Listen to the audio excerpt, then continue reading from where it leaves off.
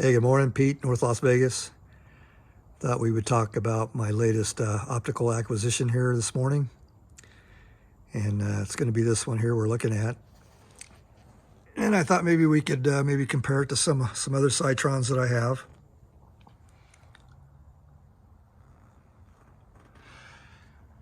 Okay, so there's only one T. So it's either Sightron or Sightron. I like Sightron. So I'll start off by saying that I don't know anybody at Sightron. I just buy their stuff. I'm not affiliated with them. We're going to be primarily focused in on the first focal plane. And this is a newer release. Sightron generally in the past only made second focal plane.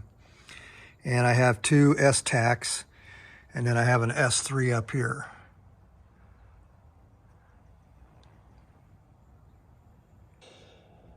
So this is the scope that we'll be focused in on primarily this morning.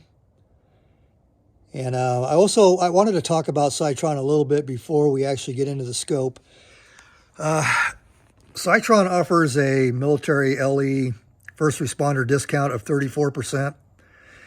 They don't advertise that on their site. I couldn't find it anywhere on their site. So I sent them an email and said, hey, do you guys offer a mil discount? And they said, yeah, 34%. So the way it works is you tell them what scope you want and that you're requesting the mil discount. They will send you an email with a PDF that you can edit. So then you fill out that PDF and you send it back to them. And then what they do is they give you what's called an invoice and with the discount price. And then you get another PDF that you fill out to make your payment. And then you send that in, and that's how you get your 34%. Like I said, I couldn't find anywhere on their online site where they advertise this, but 34%, that's a pretty good discount. So with the discount, the scope was $428.99. I got a sunshade. And with the discount, that was $19.49, and the shipping was $15. So the total price for this scope was $463.48. Sightron's MSRP is $659.99. The only place I could find this thing for right at $500 was Graf & Sons. But when I placed the order with them, we had to really start jumping through some hoops, and I got a little frustrated towards the end. And I just said, go ahead and cancel the order. But Graf & Sons, they had this at $498 on sale. And because it was on sale, they had no other discounts. So $498.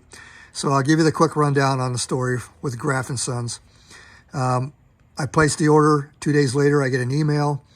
And they said they need a copy of my electric or water bill or some type of utility bill with my name and address on it. Well, I didn't have that at the time. They gave me a 1 week period to provide the information. I was at the end of my billing cycle on all my utilities, so I'm not going to get another bill for 2 or 3 weeks. I was going to go past their deadline. So what I did was I sent them a copy of my retired military ID, and they said that wasn't good enough, that I could be using that from a stolen wallet. Anyway, I understand what they're trying to do. It's protection for them, it's protection for me. But by the time we went back and forth a few times on emails, like I said, I just got to the point. I said, you know what, just go ahead and cancel the order. So at $498, that was the best price until I went to Sightron and asked for the 34% military discount. So including the sunshade, we came out quite a bit better than the, just call it $500 at Graf & Son.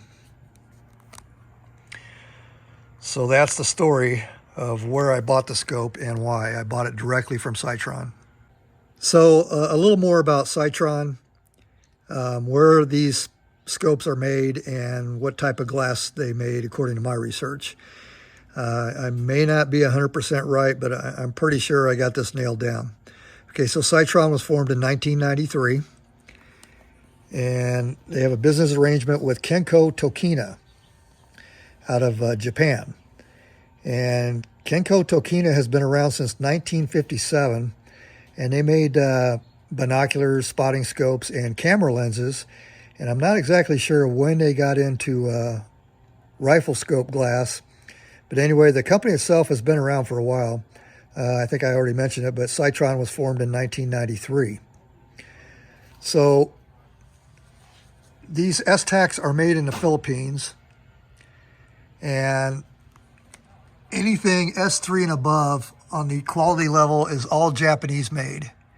And if it's an S2 or below, or the S-TAC series and some of their other product lines, they're made in the Philippines. But it's my understanding they all use Japanese glass, irregardless of where they are assembled. They're still using glass from Kenko. Now, Kenko Philippines, I believe, is who puts together the entire scope for Sightron for the S-TAC series. And then I believe it's Kenko Tokina or Kenko Japan that builds the higher end scopes. So one last thing before we get into the nuts and bolts. Sightron makes everything in-house. They are one of the last, or one of the few manufacturers that actually makes the entire scope themselves. They don't farm anything out. First thing I wanted to know is when I mounted this scope was the reticle straight or was it canted? So I made this platform a while ago, and what we have here is we have a belt with suspenders, and then we got a little Velcro here to also hold up our pants. Okay, so between these three levels and a plumb bob, or in my case, I used the grout lines of that wall, which is very, very straight. I've talked about that in other videos, to determine that the reticle is perfectly straight up and down in relation to the elevation and windage turrets. So, short version, the reticle is in there straight, and if it's canted, it's so close to being straight up and down, you can't tell. Sunshade engagement was 5.5 turns, so plenty of thread engagement. You can see the gaps even. Nothing's crooked. It's on straight. I think you already mentioned it, but you do not get a sunshade with the scope. You have to purchase that separately. So for whatever reason, they don't give you specific specifications for the scope. They give you specific reticle information that you need, and then they give you kind of a generic book that covers pretty much their entire product line. So I wrote down the specs of the scope here that I think matter the most. And we'll kind of go down the specs as we work our way down to the end of the scope. So the new first focal plane scope is 13 inches long. And I'm using my second focal plane up here. It comes in at 12 3/4. You can see where the second focal plane on the top is a little bit shorter than the first focal plane. So we're back to talking about the glass a little bit. It's multi-coated, and Sightron calls it the exclusive ZAC7 Rev Coat multi-coating. More than one lens is coated, and the lenses that are coated on both sides. So at least two of the lenses are going to be coated in there, and they're both coated on each side. A lot of scope manufacturers will say coated, but it may not be multi-coated. And if it's coated, it may only be coated on one side. And if they have a coating, it may only be one lens in that scope that is coated, and that's how they get away with saying that. But Sightron, as far as I can tell, they do a very good job on their coatings. Sightron recommends 15 to 20 inch-pounds for mounting torque on your rings. Battery cap, CR2032. That thing was cranked on there. It took me more than a few tries to get that thing off.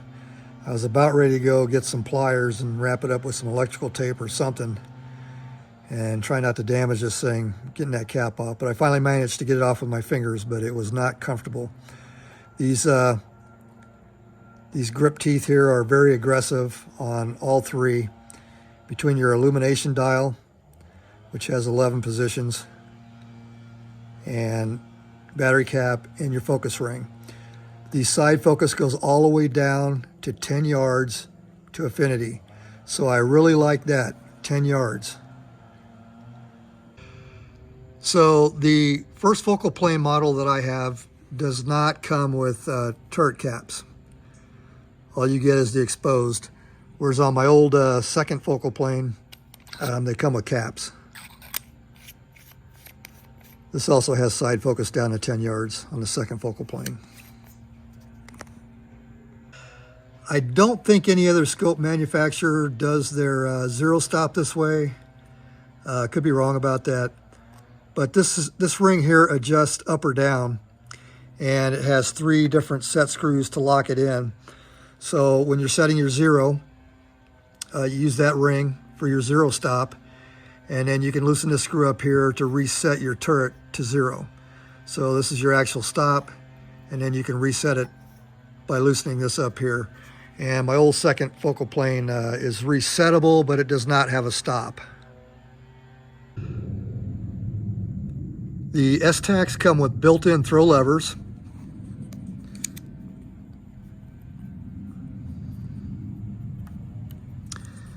On the original, they left the corners really sharp. And you can see right there on the corner.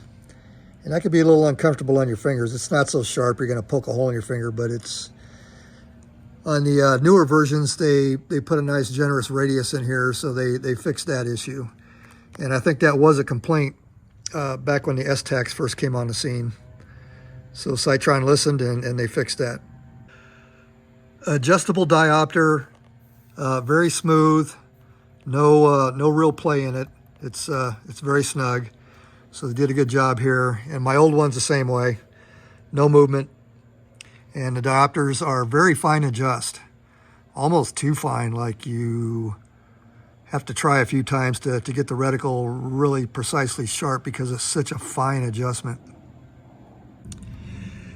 Okay, virtually no slop in the turret, elevation or windage. I mean, by the time it starts moving, it's ready to click. It's very tactile, it's very audible, and no complaints with these turrets. Very nice.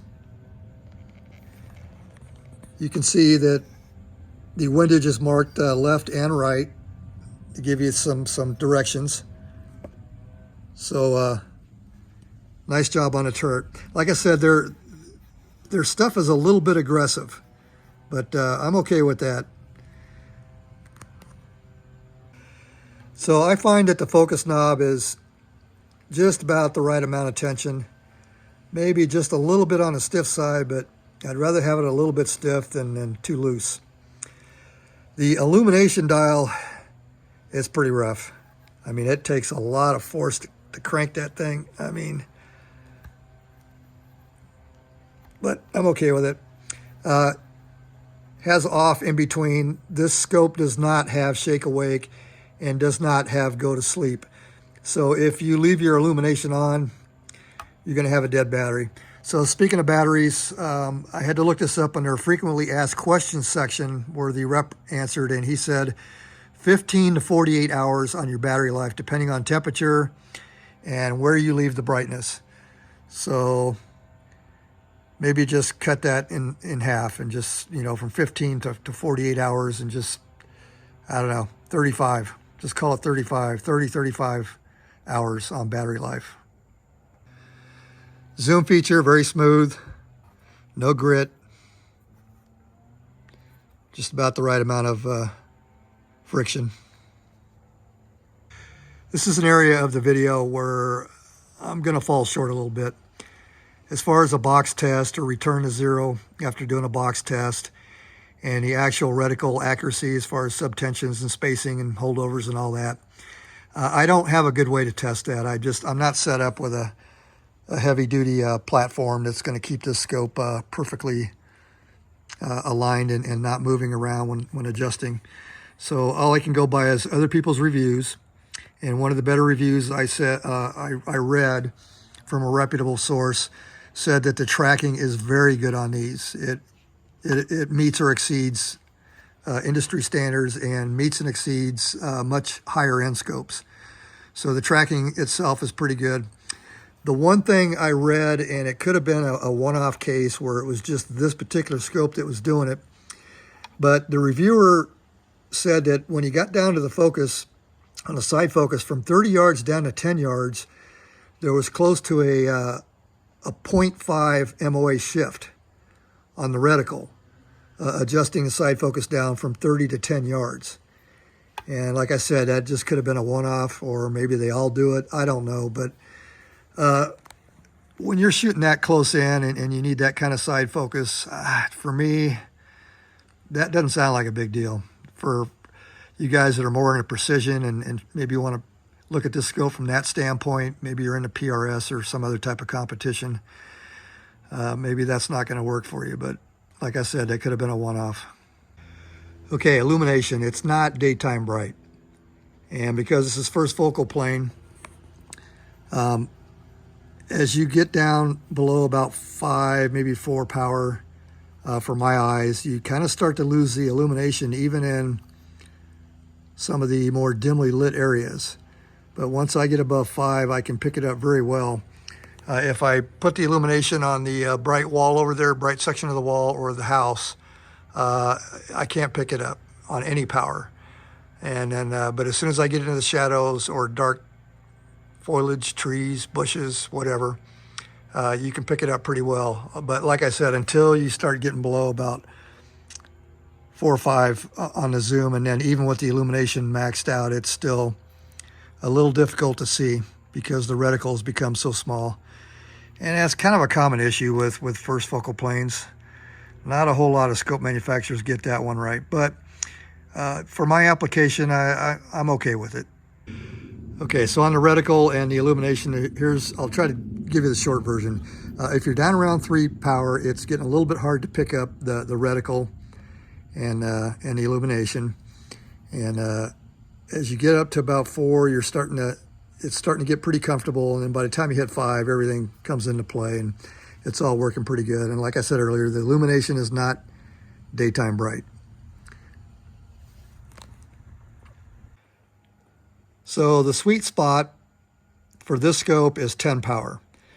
And what do I mean by that? Well, if you go up here, your field of view for 10 power, for the entire reticle, being able to be viewed from edge to edge is 10 power. Now, as I come up to 16 power, this reticle is going to blow up and magnify. And when I look through the scope, I could see up to about 34. So this area right here ends up at the edge because you've magnified the reticle. So like I said, once again, sweet spot is 10 power. Eye relief is 3.6 to 4.1. Okay, so eye box forgiveness. As you're behind the scope, even though it has pretty good eye relief, it's not real bad, but you can't move your head too far one way or the other, or you're going to start getting a little bit of shadowing. Like I said, it's not the best that way, but it's not bad in my opinion, but it's not the best. And I checked it against my second focal plane, and they both operate about the same, depending on where you're trying to put your head behind the scope. Okay, so this is what the scope came with. And this is what my old second focal plane came with. It did not come with lens caps, but it came with a cover, scope cover.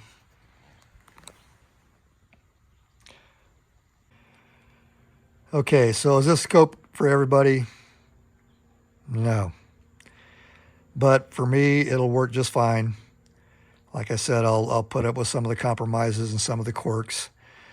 And for me, a lot of it has to do with that.